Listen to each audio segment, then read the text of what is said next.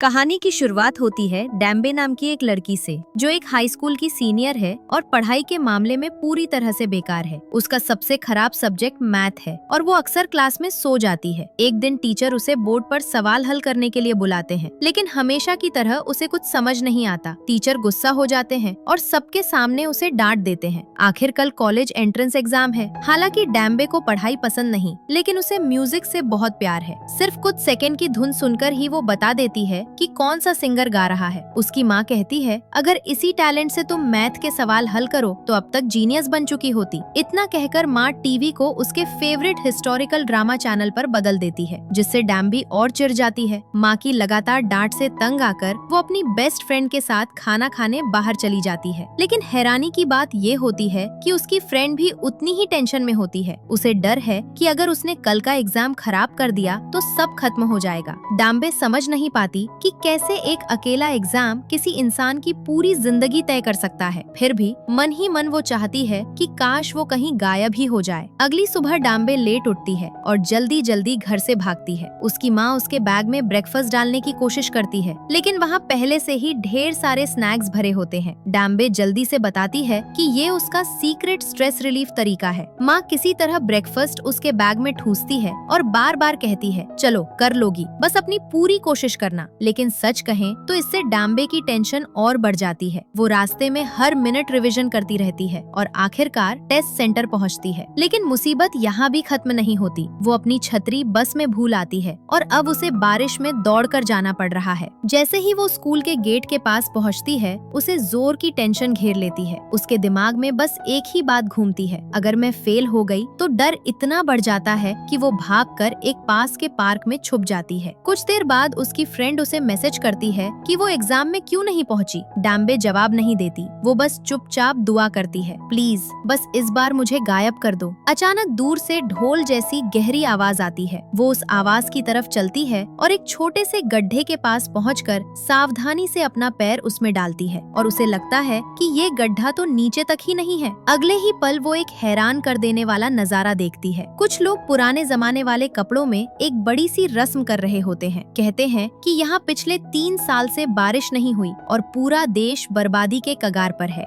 सबको लगता है कि ये बारिश की पूजा फिर से फेल हो गई। लेकिन अचानक काले बादल छा जाते हैं। बड़ा पुजारी खुश होकर चिल्लाता है, स्वर्ग ने हमारी सुन ली, अब जोसन को आखिर बारिश मिलेगी। इसी बीच दानबे बिना सोचे गड्ढे में कूद जाती है, लेकिन मरने के बजाय वो एक बड़े पानी के घड़े से निकलती है, जैसे किसी और दुनिया में पहुंच गई हो। घबराकर वो इधर उधर देखती है और पूछती है, क्या वे लोग कोई हिस्टोरिकल ड्रामा शूट कर रहे हैं? राजा उसकी अजीब हरकत देखकर चौंक जाता है और चिल्लाता है, ये इंसान है या कोई चुड़ैल? घबराकर वो कहती है, मैं तो बस हाई स्कूल की स्टूडेंट हूँ। लेकिन राजा सुन नहीं पाता और उसे किसी मर्द हत्यारे की तरह समझ लेता है।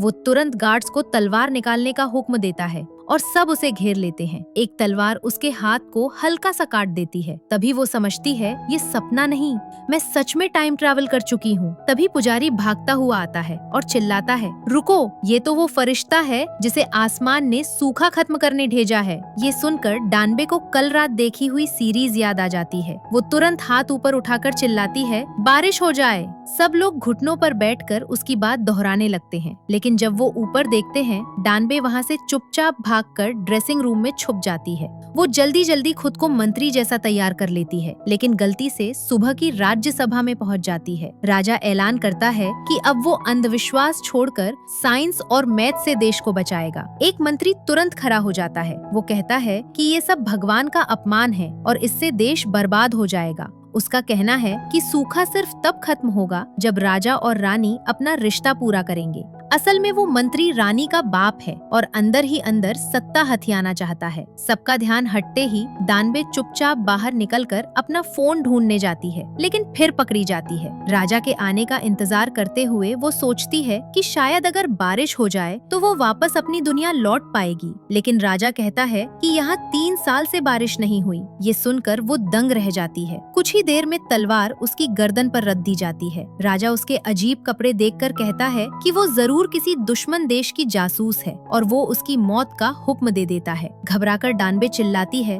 मैं बस फ्यूचर से आई एक स्टूडेंट हूँ, गलती से यहाँ आ गई हूँ। वो पिछली बातें बताकर अपनी बात साबित करने की कोशिश करती है, लेकिन कोई नहीं मानता। आखिर में वो हादसे में बोल देती है, मैं एक मैथ्स एक्सपर्ट हूँ। राजा को दिलचस्पी होती है और वो उसे पाइथागोरस के सवाल से टेस्ट करता है और उसे हल करने के लिए 2 दिन देता है। शुरू में डानबे पुरानी लिखावट नहीं पढ़ पाती और बुरी तरह उलझ जाती है, लेकिन जैसे ही उसे समझ आता है कि ये तो पाइथागोरस का थ्योरम है, वो 5 सेकंड में हल कर देती है। राजा दंग रह जाता है क्योंकि उसके 6 टॉप जीनियस ये नहीं कर पाए थे। वो वादा करता है कि अगर डानबे उसे मैथ सिखाएगी तो वो उसे जाने देगा, रात में उसे सोने की 1 ईंट भी देगा। डानबे दंग रह जाती है। 2 घंटे पहले तक वो क्लास में सबसे कमजोर थी और अब जोसन में सबसे तेज दिमाग वाली बन गई। सच में ज्ञान किस्मत बदल देता है। उस दिन से डानबे राजा के निजी नौकर की तरह भश बदलकर उसे मैथ सिखाने लगती है। उसे हैरानी होती है कि राजा को तो 1, 2, 3 जैसे नंबर भी नहीं आते, तो वो सबसे बेसिक से शुरू करती है, नंबर जोड़ घटाना, फिर आगे चलकर गुना। राजा बाग में टहलते हुए भी और मीटिंग के बीच भी मैथ पढ़ता रहता है, लेकिन डानबे की जिंदगी आसान नहीं होती। वो हमेशा नींद से परेशान रहती है, सुबह जल्दी उठकर पढ़ाना पड़ता है और खाना भी ठीक से नहीं मिल पाता। कुछ दिनों बाद दोनों की मैथ की प्रैक्टिस का बड़ा मुकाबला होता है। म्यूजिक तेज होता है और माहौल बहुत टेंशन भरा। राजा गलत जवाब देता है और डानबे तुरंत उसकी पेशानी पर चपत मार देती है। नौकर दौड़कर अंदर आते हैं और उसे मारने की तैयारी कर लेते हैं, लेकिन राजा उन्हें रोक देता है। अब उसकी कंपटीशन वाली भावना पूरी तरह जाग उठती है। अगले राउंड में वो डानबे की गलती पकड़ लेता है और मजाक मजाक में कहता है कि वो उसका हाथ काट देगा। तभी रानी अंदर आती है। दोनों जल्दी जल्दी सारे मैथ के पेपर छुपा देते हैं और ऐसे दिखाते हैं जैसे वे म्यूजिक की प्रैक्टिस कर रहे हों। दोपहर के खाने में राजा नोटिस करता है कि डानबे बहुत भूखी है, तो वो उसे अपने साथ खाना खाने के लिए बुलाता है, लेकिन महल का खाना उसे बिल्कुल फीका लगता है। इसलिए वह राजा को किचन में ले जाती है और अपने बैग में रखी चीजों से स्पाइसी राइस केक बना देती है। शुरू में राजा इस नॉर्मल लोगों के खाने को कम समझता है, लेकिन बस एक बाइट लेते ही उसकी आंखें हैरानी से खुली की खुली रह जाती हैं। डानबे को डर होता है कि वो इतनी स्पाइस झेल नहीं पाएगा, तो वो उसे पानी देती है, लेकिन राजा अकड़ते हुए कहता है कि यह तीखा नहीं है, बस गर्म है। पर अगले दिन उसका पेट बुरी तरह खराब हो जाता है और वह सोचता है कि डानबे ने उस पर कोई जादू टोना कर दिया है। डानबे प्यार से समझाती है कि यह जादू नहीं, बस इंडाइजेशन है। उसकी कंफ्यूज शक्ल देखकर वह उसे बताने लगती है कि आंतें क्या होती है, पेट क्या करता है और दिल कैसे काम करता है। वह राजा से कहती है कि अपना हाथ सीने पर रखकर दिल की धड़कन महसूस करो, लेकिन राजा सिर हिलाकर कहता है कि उसे कुछ महसूस नहीं हो रहा। मुस्कुराते हुए डानबे कहती है, जब तुम्हें किसी से प्यार होगा तब तुम्हें अपनी धड़कन महसूस होगी। उसके इतने ज्ञान से राजा बहुत खुश हो जाता है और उसकी तारीफ करता है कि वह उसकी सोच से भी ज्यादा काम की है। फिर वह डानबे को अस्पताल ले जाता है और कहता है कि वह वैद्यों को शरीर के अंदर की बातें और कैसे शरीर चलता है यह सब समझाए। इतना ही नहीं, वह उससे खेती के बारे में भी सीखता है। डानबे की मदद से जोसन में दवाई और खेती दोनों में धीरे धीरे सुधार आने लगता है। राजा बहुत खुश होता है और सबको इनाम में एक कीमती संतरा देता है। वह आसानी से एक संतरा उठाकर डानबे को दे देता है, लेकिन उसकी हैरानी की हद नहीं रहती जब डानबे उसे वहीं उसी समय खा जाती है। राजा गुस्से में उसे डांटता है कि उसने उसके तोहफे की कदर नहीं की। इतना कीमती फल कम से कम 3 दिन तो रखना चाहिए। डानबे हंसते हुए कहती है, यह बस एक संतरा है, इतना सीरियस क्यों हो रहे हो। सजा में राजा उसे मैदान में ले जाता है और उसे लगातार गेंद उठाने को कहता है। डानबे बड़बड़ाती है, रात में सोकर यहाँ क्या है। डानबे उसे चिढ़ाते हुए कहती है कि वह कितना कंजूस है, फिर जीभ निकालकर उसे चिढ़ाती है और दोनों ऐसे हंसी जाक करते हैं। पहली बार राजा को सच में हल्का और खुश महसूस होता है। उस रात राजा उसे घर छोड़ने का ऑफर देता है, फिर खुद अपने कमरे में जाकर अच्छे से तैयार होता है। इधर डानबे संतरे पर अपनी खुश चेहरे की ड्राइंग बना देती है। उसी समय राजा का दिल जोर जोर से धड़कने लगता है।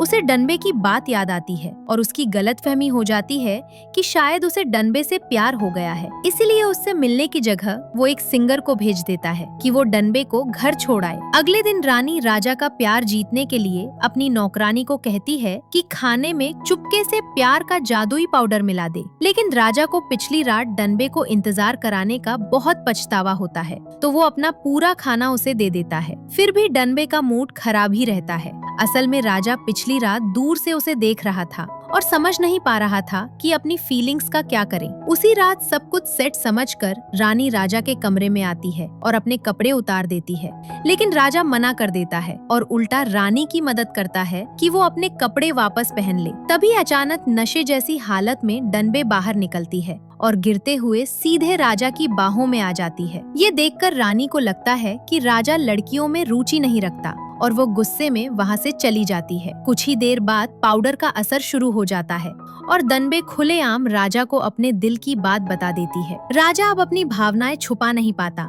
और धीरे धीरे उसे किस करने के लिए झुकता है, लेकिन आखिरी पल में रुक जाता है और कहता है, मैं पागल हो गया हूँ क्या? जब डनबे उठती है तो खुद को राजा की बाहों में पाती है और हैरान रह जाती है। राजा उसे सजा नहीं देता बल्कि फिर से उसे घर छोड़ने का ऑफर देता है। रास्ते में वो कहता है, अगर तुम चाहो तो मैं तुम्हें ऊंचा पद दूंगा और एक शाही घोड़ा भी। लेकिन डनबे मना कर देती है और कहती है, जैसे ही बारिश होगी मैं अपनी दुनिया में वापस चली जाऊंगी। राजा कहता है, तुम्हारी वजह से आज मैं आराम से सांस ले पा रहा हूँ। अब से मुझे राजा मत समझना, हम दोनों बराबर हैं दोस्त। खुश होकर डनबे व खुश चेहरे वाला संतरा राजा को गिफ्ट कर देती है, लेकिन अगले ही दिन मुसीबत आ जाती है। मंत्री डनबे पर रानी का अपमान करने का आरोप लगा देते हैं और उसे कड़ी सजा देने की तैयारी करते हैं। राजा बीच में आकर उसे बचा लेता है और बताता है कि यह नौजवान बहुत कीमती ज्ञान रखती है। बात बिगड़ती देख मंत्री एक बात कहते हैं, अगर देनब्बे 2 हफ्ते में ऐसी मशीन बना दे जो सूरज के बिना भी समय बता दे तो उसे माफ कर दिया जाएगा। मीटिंग के बाद राजा का सबसे भरोसेमंद मंत्री भी उससे कहता है कि डनबे को छोड़ दो, यह काम नामुमकिन है। यह बातें डॉनबे सुन लेती हैं और दिल टूट जाता है। जिंदा रहने के लिए वह राजा के दरबारी संगीतकार से पानी की घड़ी बनाने में मदद मांगती है और दिन रात पढ़ाई और कैलकुलेशन में लगी रहती है। इधर राजा उसे बेहद मिस करता है। उसके दिए हुए स्माइली वाले संतरे को देखता रहता है और खुद को रोक नहीं पाता और उसे मिलने चला जाता है। एक फ्लैशबैक दिखाता है कि राजा ने मंत्री से कहा था, मुझे भरोसा है कि डनबे यह कर सकती है। कुछ देर बाद डनबे उठती है और अपनी किताब पर एक स्माइली बनी देखती है। उसे पता चल जाता है कि यह राजा उसे हौसला देने आया था। वह फिर से हिम्मत जुटाती है और अपनी रिसर्च जारी रखती है। आखिरकार वह सारी कैलकुलेशन पूरी कर लेती है, लेकिन अचानक आसमान से तेज बारिश होने लगती है। डनबे दरवाजे के सामने बने पानी के गड्ढे को धीरे धीरे छूकर चेक करती है और सच में वह रास्ता वापस मॉडर्न दुनिया तक जाता था। लेकिन खुशी की जगह उसे जाने का मन नहीं कर रहा था। उधर राजा को उसकी बात याद आती है। सारी शाही मर्यादा छोड़कर वह बारिश में दौड़ते हुए उसके पास पहुंचता है, पर वहां वह पानी वाली घड़ी के सामने खड़ी रो रही होती है। जानते हैं कि उसकी बनाई हुई मशीन काम नहीं कर पाई। राजा उसका हाथ पकड़कर अपने दिल पर रखता है और कहता है, मैंने तुम्हें भूलने की बहुत कोशिश की, लेकिन मैं नाकाम रहा। फिर वह उसे अपनी बाहों में खींच लेता है, शुक्रगुजार कि वह अभी तक गई नहीं थी। थोड़ा शांत होने के बाद राजा कहता है, तुम्हें अब नाव लेकर भाग जाना चाहिए। लेकिन डनबे मना कर देती है। वह हमेशा चीजों से भागती आई है, पर इस बार वह सब पूरा करना चाहती है। इतने में सिंगर वहां आता है और उसे एक शांत जंगल की तरफ ले जाता है। अचानक वह अपनी तलवार उसकी गर्दन पर रख देता है। असल में वह मंत्री का जासूस होता है जिसे दानवी जैसे इंसान को मारने भेजा गया था, लेकिन वह उसे मार नहीं पाता। उसे यकीन हो जाता है कि दानवी सच में भविष्य से आई है। उसे यह भी पता था कि वह लड़की है, लेकिन एक अच्छे इंसान की तरह उसने कभी राज नहीं खोला। दानवी बताती है कि उसने उसे धोखा देने का इरादा नहीं किया था, बस यह काम लड़के के लिए था और उसके पास कोई दूसरा रास्ता नहीं था। उधर मंत्री राजा पर जोर डालता है कि डनबे ने जो कुछ भी सिखाया है उसे मिटा दो, क्योंकि वह उसकी सत्ता के लिए खतरा है। लेकिन राजा मना कर देता है, महल से बाहर निकल जाता है। रानी को कुछ गड़बड़ लगती है। वह राजा के कमरे में जाती है और मुस्कुराते चेहरे वाले संतरे को देखती है। उसे राजा और दानवी के बीच के पल याद आते हैं और अचानक उसे एहसास होता है कि डैनबे एक लड़की है। जंगल में हत्यारे डैनबे को मारने पहुंच जाते हैं। सिंगर उससे पहले भागने कहता है और वह उसे एक छोटा सा यूटिलिटी नाइफ पकड़ा देती है। उसी छोटे हथियार की वजह से वह बाल बाल बच जाता है। उधर डैनबे घोड़े को संभालने में लगी होती है। घोड़ा घबरा जाता है, लेकिन उसे याद आता है गंगनम स्टाइल का घोड़े वाला डांस। उसी ताल से वह घोड़े को काबू कर लेती है। रास्ते में एक मोड़ पर उसे नहीं पता होता कि किधर जाना है। फिर उससे राजा की बात याद आती है। जोसेन में सूरज ही समय बताता है। वह अपना फोन खोलती है, कंपास और सूरज की दिशा देखकर आखिरकार समुद्र की तरफ बढ़ जाती है। उधर रानी को पता चलता है कि सिंगर दानबे के साथ भाग गया है। वह उसे ढूंढने पैदल निकल पड़ती है। तेज चलने के लिए वह अपना भारी सिर का गहना फेंक देती है। लंबे सफर में उसके पैरों से खून तक निकलने लगता है। सिर्फ तभी रानी चैन की सांस लेती है जब वो सिंगर को सही सलामत देख लेती है। असल में वो दोनों बचपन के दोस्त थे और रानी ने राजा से शादी सिर्फ इसलिए की क्योंकि उसके पिता ने मजबूर किया था। अब वो पहली बार अपने असली दिल का सामना करती है। समुद्र किनारे डनबे खूबसूरत सूरज ढलता देख रही होती है। तभी राजा घोड़े पर आता है। वो उसे जोर से चूमता है और अपनी बाहों में कसकर पकड़ लेता है। उसी रात दानवी बताती है कि वो कैसे फ्यूचर से आई। सबूत के लिए वह फोन में तारों का नक्शा दिखाती है, पर बैटरी जल्दी खत्म हो जाती है। दोनों आसमान की तरफ देखते हैं। डनबे उदास होकर कहती है, फ्यूचर में आसमान में इतने तारे दिखते ही नहीं हैं। राजा उसे दिलासा देता है, अगर तुम रुककर ध्यान से देखो तो सब तारे दिखेंगे। वह हमेशा से यहीं थे, कभी गए ही नहीं। कुछ देर बाद राजा उसके हाथ पर प्यार लिख देता है और दनबे उसे चॉकलेट देती है जिस पर लव लिखा होता है। राजा कहता है कि वह एक नया आसान भाषा सिस्टम बनाना चाहता है जो आम लोग भी सीख सके, सिर्फ अमीर नहीं। अचानक डनबे को कुछ याद आता है। वो अपनी जेब से नोट निकालती है और देखती है कि उस पर उसी राजा का चेहरा छपा है। खुश होकर वह बोल पड़ती है, आप जरूर इसे कर दिखाएंगे। फिर हिचकिचाती है और सोचती है, क्या इसे ऑटोग्राफ के लिए कहना चाहिए। राजा चॉकलेट का एक कौर खाता है और उसकी स्वाद की तारीफ करता है। डनबे उसे और स्नैक्स देना चाहती है, लेकिन उसे याद आता है कि वह सब उसकी माँ ने पैक किए थे।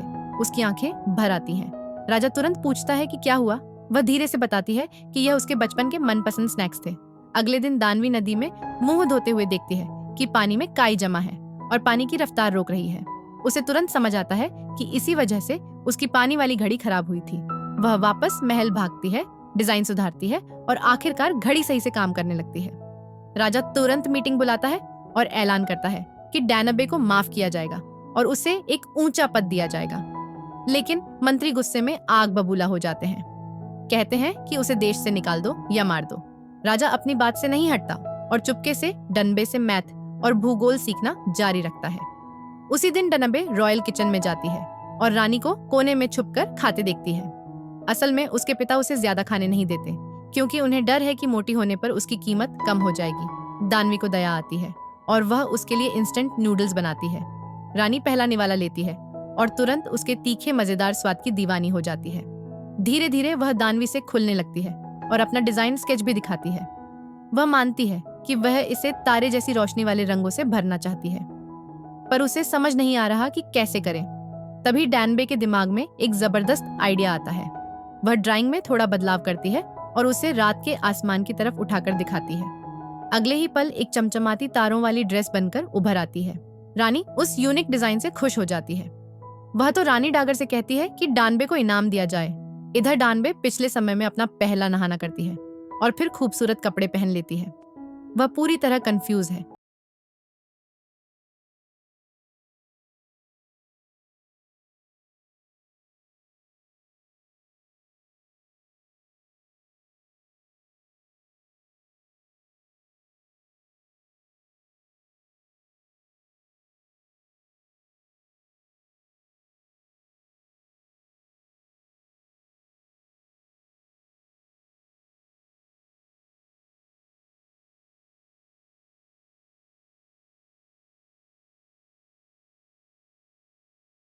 खींचकर धीरे से कहता है, मुझे शुरू से पता था कि तुम लड़की हो। असल में जिस दिन वह उसे घर लाया था तभी उसने एक लड़के को उसे नूना कहते हुए सुन लिया था। उसने पहले इसलिए नहीं बताया क्योंकि वह उसके करीब आना चाहता था। धनबे अब भी दूर रहती है तो राजा उसे धीरे से समझाता है, डरो मत, मैं तुम्हें कुछ नहीं करूंगा। मेरी माँ जिद्दी है, इसीलिए यहाँ छिपना तुम्हारे लिए सबसे सुरक्षित है। जाते जाते राजा उसकी तारीफ के बिना नहीं रह पाता। आज तुम सच में बहुत सुंदर लग रही हो। उस रात दोनों सो नहीं पाते। अंधेरे में राजा धीरे से कहता है, अगली बार जब बारिश हो तो मत जाना।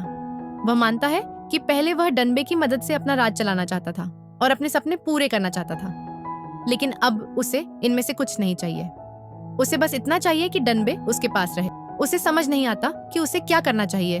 अगले दिन सिंगर उससे पूछता है, क्या तुम सच में वापस जाना चाहती हो? वह मानती है कि उसे डर है, कहीं वह खुद को गलत दिशा में ना ले जाए, लेकिन उसे अपनी माँ और अपनी दोस्त की बहुत याद भी आती है। उसे खुद भी पता नहीं चलता कि उसका दिल क्या चाहता है। वह कोने में बैठी रहती है, पूरी तरह खोई हुई। थोड़ी देर बाद रानी आती है और बताती है कि कोई उससे मिलने आया है। वह और कोई नहीं, खुद क्वीन डागर होती है।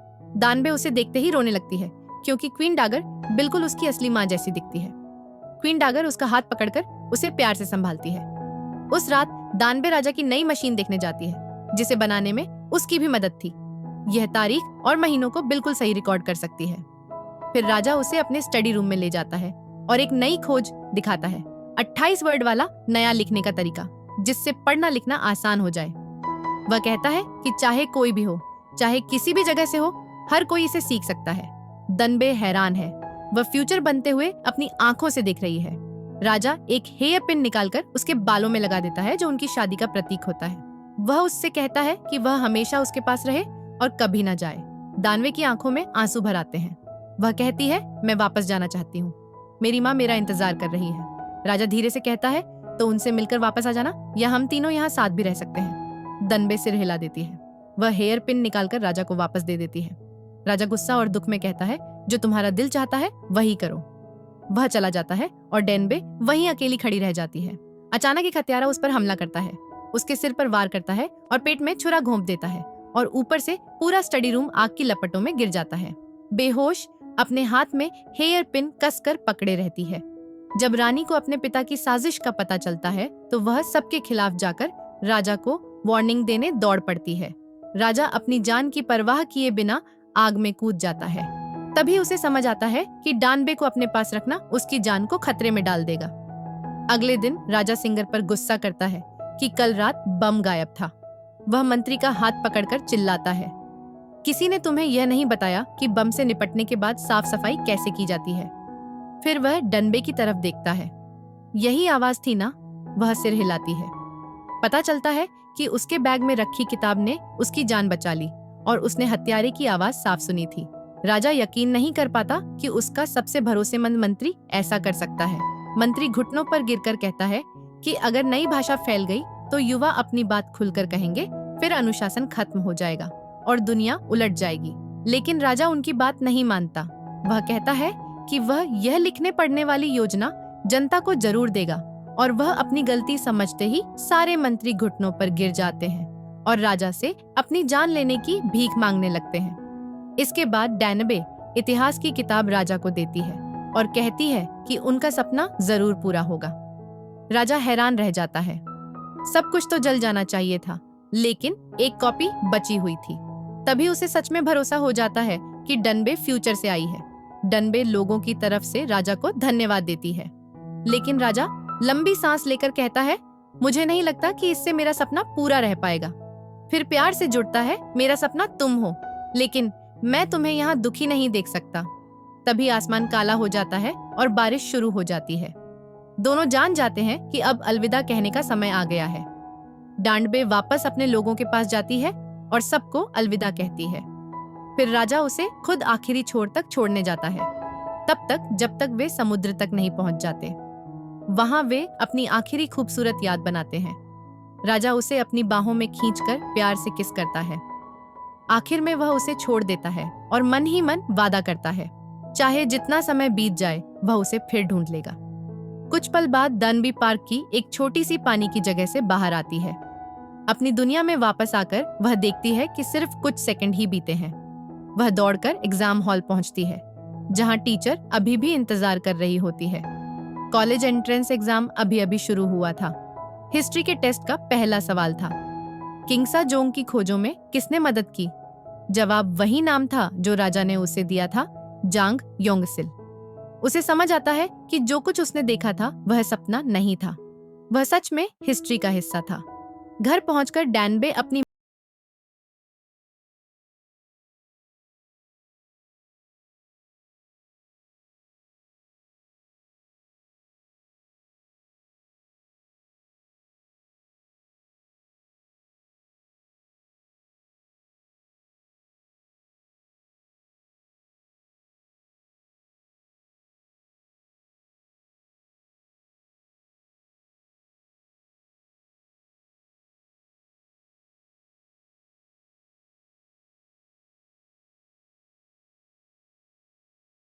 जो डनबे गलती से छोड़ गई थी।